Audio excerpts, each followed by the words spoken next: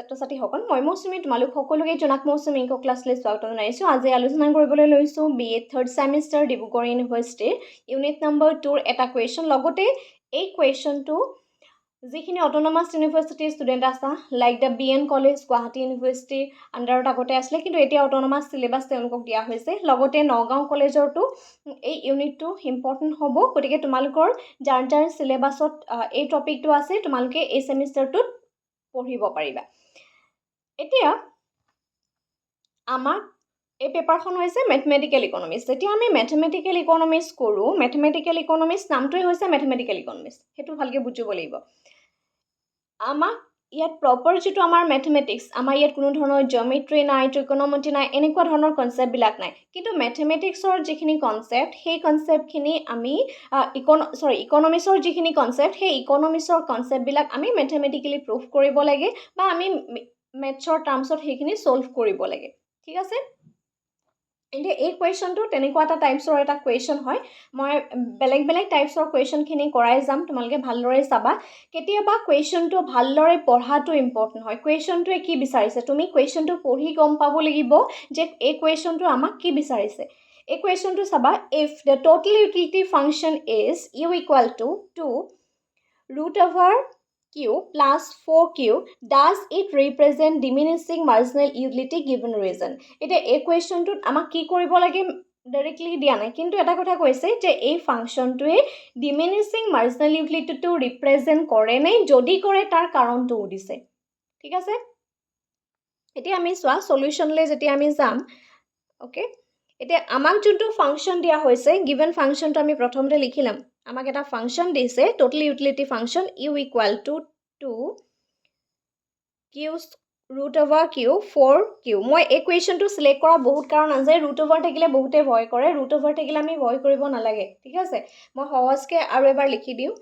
এইটো আমি এনেকৈ লিখিব পাৰোঁ, এই √overটো যদি আমি আঁতৰাই লিখোঁ, আঁতৰাই পেলাই এই √overটোৰ ঠাইত আমি 1/2 কৰি দিব পাৰোঁ। হাফ কৰি দিলে মানে 1/2 হাফ কৰি দিলে এইটো কি হ'ব, এই √overটো উঠি যাব। ঠিক আছে? এতিয়া √over জামালাটো আমাৰ নাথাকে আৰু প্লাছ 4Q এই ফাংচনটো আমাক দিয়া হৈছে। কিন্তু আকৌ কৈছোঁ, ইয়াৰ কাৰণে আমি মাইক্ৰ' ইকনমিক্সৰ এটা টাৰ্ম জানিব লাগিব যে ডিমিনিছিং মাৰ্জিনেল ইউটিলিটি হ'বলৈ হ'লে আমাৰ এটা কণ্ডিশ্যন আছে যে MU যোনডাল কাৰ্ভ হয়, সেই MU কাৰ্ভডালৰ যিটো শ্লোপ হয়, সেই শ্লোপটো <0 হ'ব লাগিব।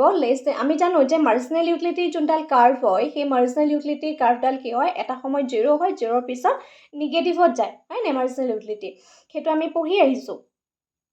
নেট মিনছ আমাৰ যোনটো ইয়াৰ শ্লোপ ওলাব, ফাইনেল যোনটো ৰিজাল্ট ওলাব, সেই ৰিজাল্টটো আমাৰ মাইনাছত ওলাব লাগিব। যদি কুৱেশ্যনটোৰ ৰিজাল্ট ফাইনেল আনচাৰটো মাইনাছত ওলায়, ডেট মিনছ এইটো আমাৰ ডিমিনিছিং মাৰ্জিনেল ইউটিলিটি হ'ব। বুজি পাইছা? এই কথাটো তুমি জানিব লাগিব।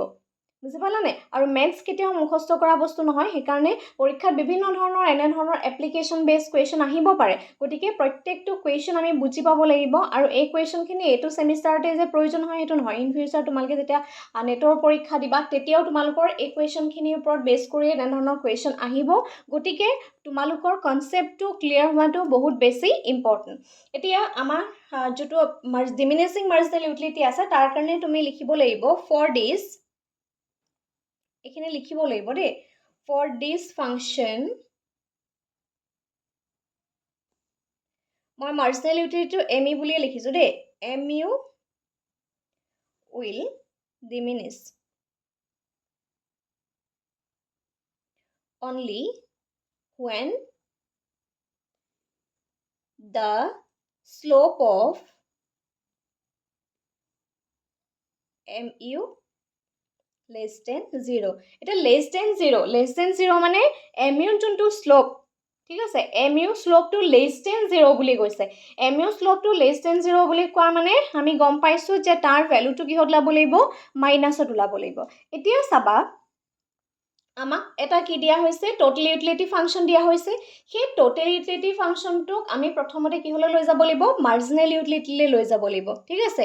এতিয়া মাৰ্জিনেল ইউটিলিটিলৈ যেতিয়া লৈ যাম, তেতিয়া আমি কি কৰিব লাগিব, DU/DQ কৰিব লাগিব, যিহেতু উইথ ৰেচপেক্ট টু Q আছে। ঠিক আছে? ইয়াত আমি U লিখিব পাৰোঁ। U মানে এই ফাংচনটো, দেখিছানে? এই ফাংচনটোক আমি ডিফাৰেঞ্চিয়েট কৰিম। গতিকে ইয়াত আমি D/DQ লিখিলোঁ। এই Q জেগাত আমি এই ফাংচনটো লিখিম 2 কিউ হাফ প্লাছ 4q ঠিক আছে এই ফাংচনটো এতিয়া এই ফাংচনটোক আমি ডিফাৰেন্সিয়েট যেতিয়া কৰিম মই একটা লাইনতে কৰি দিছোঁ চাবা ডিফাৰেন্সিয়েট যেতিয়া কৰিম এইটো কি হ'ব 2 to 2 তে আহিব কিউ ওপৰত পাৱাৰ কিমান আছে হাফ আছে গতিকে পাৱাৰটো হাফ আহিব তাৰপিছতে কিউ আহিব n-1 ঠিক আছে n কিমান আছে n হাফ আছে আৰু -1 টো ফৰ্মুলাৰ পৰা আহিব প্লাছ 4q কিউ ওপৰত পাৱাৰ কিমান আছে 1 - 1 ঠিক আছে 1 আছে কিউৰ ওপৰত পাৱাৰ দ্যাট মিন্স n-n ঠিক আছে n-n ইয়াৰ আগৰ ক্লাছত মই পাৱাৰ ফাংচন ৰুল শিকাইছোঁ সেইটো চাই ল'বা এইটো পাৱাৰ ফাংচন ৰুলৰ মতে এইখিনিত কৰাই শিকাইছিলোঁ বা সেইখিনি তোমালোকক শিকোৱা আছে এতিয়া চাবা এই কুৱেশ্যনটোত যদি আমি a2টোৱে ডাইৰেক্টলি ইয়াত কেনচেল হৈ যাব তাৰপিছত মই আৰু এটা ষ্টেপ বেছিকৈ কৰোঁ যাতে যিখিনি ছাত্ৰ ছাত্ৰীৰ বেছিক মেথছৰ বেকগ্ৰাউণ্ড নাছিলে তেওঁলোকৰো যাতে ক্লিয়াৰ হৈ যায় এতিয়া চোৱা হাফ -1 -1ৰ পৰা যদি তুমি এই হাফটো মাইনাছ কৰিলে কি হ'ব 2 1 - 2 আমি এলচিএম ল'লোঁ ঠিক আছে তাৰপিছতে হ'ব প্লাছ 4q নট আহিব কিউ নট কিয় আহিব যেহেতু 1 - 1 আহিব কিউ নটৰ ভেলু সদায় 1 হয় ঠিক আছে দ্য ভেলু অফ এতিয়া এই কিউ নটৰ ভেলুটো কি হ'ব 1 হ'ব যদি আমি 1ৰ লগত 4টো মাল্টিপ্লাই কৰোঁ কি হ'ব 4 থাকিব হয়নে নহয় তাৰ মানে ইয়াৰ ভেলুটো হ'ব 4q -হাফ হ'ব -হাফ কি হ'ব যেহেতু ডাঙৰ সংখ্যা 2 হয় হয়নে 2ৰ আগত কি সাইন আছে মাইনাছ সাইন আছে আৰু সেইকাৰণে কি হ'ব -হাফ প্লাছ 4টো কিয় আহিলে যেহেতু কিউ নট ইকুৱেল টু 1 4ৰ লগত যদি আমি 1টো মাল্টিপ্লাই কৰোঁ কি হ'ব 4 হ'ব এতিয়া আমি পালোঁ mu-টোহে পালোঁ জাষ্ট mu-টো পাইছোঁ এতিয়া আমাক কি লাগে দ্য শ্লোপ অফ mu নাও এতিয়া আমি কি কৰিম নাও the slope of mu equal to d/dq that means ইয়াত আমি mu ফাংচনটো আকৌ এই mu যে ফাংচনটো আমি উলিয়ালোঁ হয়নে নহয় সেই mu ফাংচনটো এগেইন আমি ইয়াক কি কৰিম ডিফাৰেন্সিয়েট কৰিম that means d/dq ইয়াত আমি tu নিলিখোঁ আৰু কাৰণ tu ফাংচনটো এবাৰ আমি mu কৰি উলিয়ালোঁ হয়নে এতিয়া আমি mu যোনটো ফাংচন আমি পাইছোঁ ইয়াত 4টো নাহে সৰি ইয়াত নাহিব দেই এই function that means q -half plus 4 এইটো কথাৰ কৈ থাকোঁতে ইয়াত 4টো আহি গৈছে ভুলতে পাতি দিয়া হৈছে এইটো 4 ইয়াত নাহে ঠিক আছে এইটো তোমালোকে কাৰেক্ট কৰি লোৱা এই যে mu ফাংচনটো আমি সেকেন্ড টাইম ডিফাৰেন্সিয়েট কৰিলোঁ কিয় জানানে আমি উলিয়াবলৈ গৈছোঁ the slope of mu function ঠিক আছে যেহেতু কুৱেশ্যনটোত কৈছে যে mu will be diminishing only when the slope of mu is less than 0 that means mu যোনটো শ্লোপ হ'ব সেই শ্লোপটো less than 0 হ'ব লাগিব that means শূন্যতকৈ সৰু মানে কি মাইনাছত থাকিব হয়নে সেইকাৰণেহে আমি mu ফাংচনটো লৈছোঁ এগেইন যদি তুমি ইয়াত tu ফাংচনটো এই ফাংচনটোৱে লৈ লোৱা তেতিয়া কিন্তু তোমাৰ আনসাৰ ভুল হ'ব শ্লোপ অফ mu মানে আমি যোনটো mu ফাংচন ল'লোঁ বা পালোঁ সেই ফাংচনটোকে আমি আকৌ ডিফাৰেন্সিয়েট কৰিব লাগিব ঠিক আছে এতিয়া চাবা এই ফাংচনটো যেতিয়া আমি ডিফাৰেন্সিয়েট কৰিম কিউৰ ওপৰত পাৱাৰ কিমান আছে -হাফ আছে গতিকে এই -হাফটো কিন্তু লগত লৈ যাব লাগিব এইটো এৰি থৈ যাব নোৱাৰিবা ঠিক আছে মাইনাছটো লগত আছেনে দেখিছানে মাইনাছটো ইয়াতে সেইকাৰণে লগত লৈ আনিছোঁ ডেট মিন্স কিউ এন এইটো এনৰ পাৱাৰটো মানে ডেট মিন্স ইয়াত আহিব কিউ -হাফ -1 তাৰপিছতে যিহেতু 4 আছে অনলি 4 আছে গতিকে অনলি 4 থকাৰ কাৰণে সেইটো ভেলুটো 0 হ'ব যিহেতু এইটো এটা কনষ্টেণ্ট ফাংচন ঠিক আছে গতিকে 4 আছে মানে সেইটো ভেলুটো হ'ব 0 তাৰপিছত চাবা -হাফ আহিব এগেইন কিউ আহিব কিউৰ ওপৰত এতিয়া পাৱাৰটো চাবা কিউৰ ওপৰত পাৱাৰ কিমান আহিব ইয়াত 2 আহিব -1 -2 ডেট মিন্স ইয়াত কি আহিব -হাফটো আহিলে তাৰপিছতে কিউ -3/2 ঠিক আছে এতিয়া আমি দেখিলোঁ আমি যোনটো ফাংচন পালোঁ বা যিটো আমি শ্লোপ পালোঁ সেই শ্লোপটো কিহত ওলাইছে মাইনাছত ওলালে তাৰ মানে এনেকৈ লিখিব পাৰোঁ তুমি লিখা -হাফ মই ডাঙৰকৈ লিখি দিছোঁ -হাফ এতিয়া এইটো কিউৰ ওপৰত পাৱাৰটো কিমান আছে -3/2 ঠিক আছে ইমানখিনি কৰিলেও হ'ব তাৰ মানে আমাৰ আল্টিমেটলি যোনটো ভেলু আমি উলিয়ালোঁ সেই ভেলুটো কিহত ওলালে মাইনাছত ওলালে ডেট মিন্স এতেকে আমি লিখিব পাৰোঁ কিউ যোনটো ইয়াত আছে কিউ ভেলুটো কি হ'ব ইজ নট ইকুৱেল মানে 0 নহয়, less than equal to 0 নহয়, but the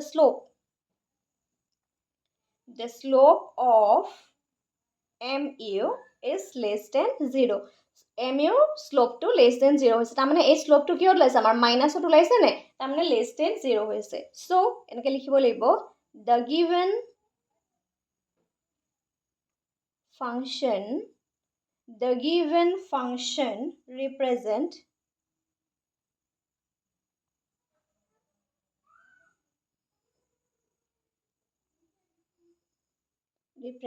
diminishing marginal